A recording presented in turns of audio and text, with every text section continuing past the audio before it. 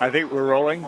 Yes. I'm very excited because this is probably the first in the history of podcasts that you are looking and hearing at a Michael Gornick AI.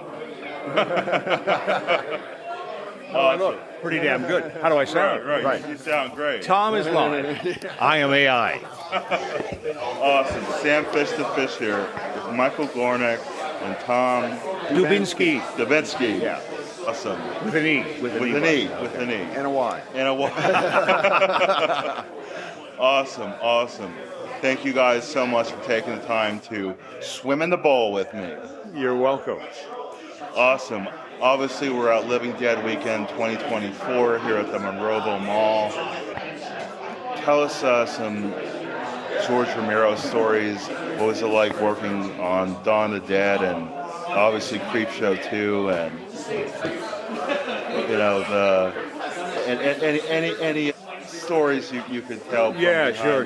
I think foremost is the fact that both Tom and I would agree that for years we kind of idolized George because he was the maestro of horror in our minds, having made Night of the Living Dead. So when we could become part of what was a sequel done by the man, we're absolutely honored and very, very excited.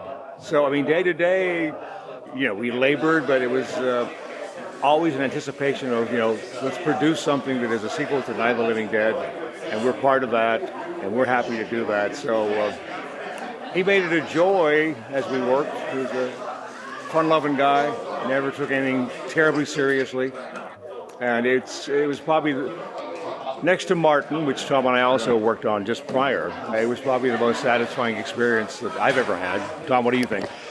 What amazed me is even though we had a script, he was always thinking, and if he saw something, he would always incorporate it into the thing.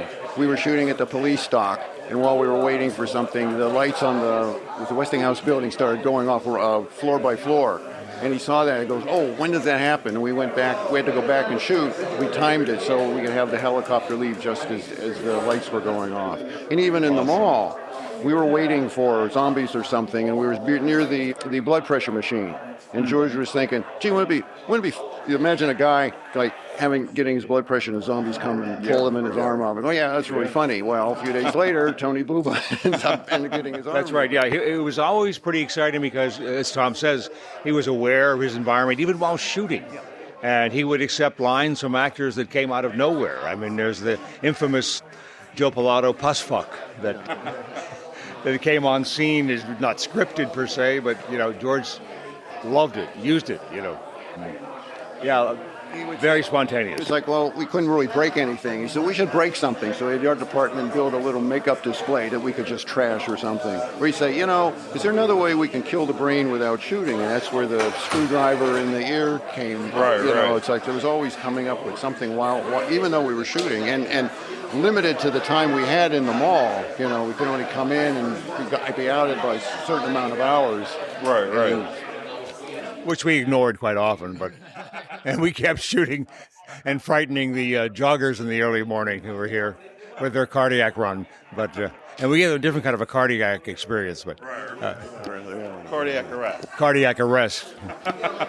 I remember many a time, we knew what time the Muzak was coming on, so it'd be like at 7 o'clock, so 7:15. It's like, well, can we shoot this before it comes on, or should we just wait, or should we shoot something if we don't need sound? And it'd be all these discussions. It's like, well, we're eating up time, but we knew at 7, no more sound. Tony would start wrapping up because he didn't need it. Yeah, and it was just.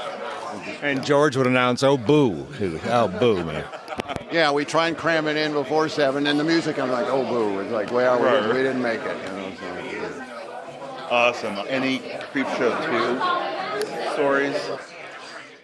Yeah, sure. I mean, there's one that I always love. Leslie Nielsen was a total jokester. Great actor, fun on set, always prepared, but a total jokester. I remember the day that a local television station came out to interview he and Ted Danson, who happened to be on set that day. Very important interview. And they're setting up their shot, and the reporter's about to ask the first question. And Leslie had a little gag device, which was a whoopee cushion. And he had it in his hand, and just before Ted Danson began to speak, he would let off a couple of gas passes. And, of course, the reporter took a gulp, and Leslie mumbled, Ted, Ted, Ted, Ted, Ted. Pretty hilarious. I don't know if that made the air or not. I never saw the interview. He would do that before every take and after every take. And everybody laughed at first, and after a while, it wasn't fun anymore. Yeah. But he still kept doing it. So then it became like we were anticipating it. You know, it's like you see the banana peel, and you know Laurel and Hardy are going to do it. So you just knew it was going to happen. So then it became funny again. But he was consistently doing it.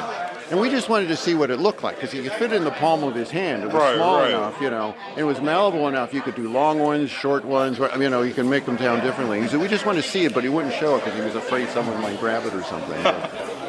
That story makes it like even that much better. Yeah. That he was, you know, casted the Naked Gun movies. Yeah. Oh yeah, absolutely. Absolutely. And how his comedic timing. In those movies, like you just can't replicate. Well, actually, when we were editing sound effects for Creepshow, that's when Police Squad started airing. Right. So yeah, I don't know when exactly he did those, but I knew I was too young to see Police Squad because I was born in '88.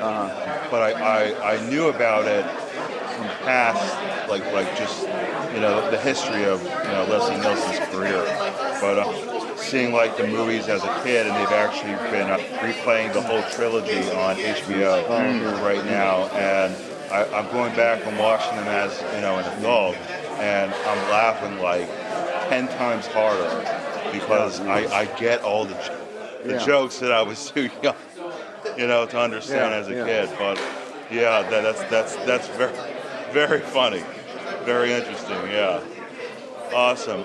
Any upcoming projects? Anything in the works? Or I'm pretty much retired. Tom's staying very active. He has a lot of projects with Tony Buba. Yeah, I'm working with Tony Buba on a couple of documentaries that he's working on.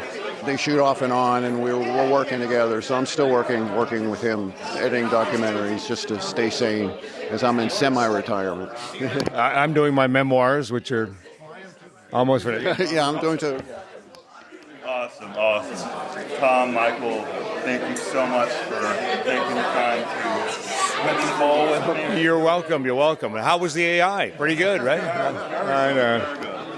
See, he's not really here. I'm not really here. He's not really here. But Tom is.